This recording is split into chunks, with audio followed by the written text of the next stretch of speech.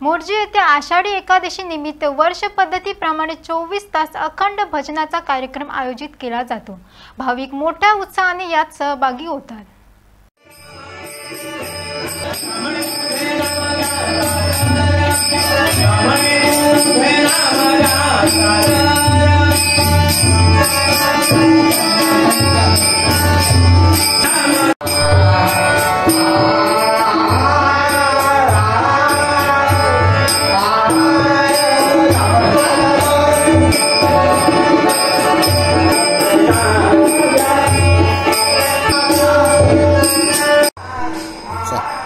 हांव संदीप शेटगांवकर उलयतां मोर्जीच्यान।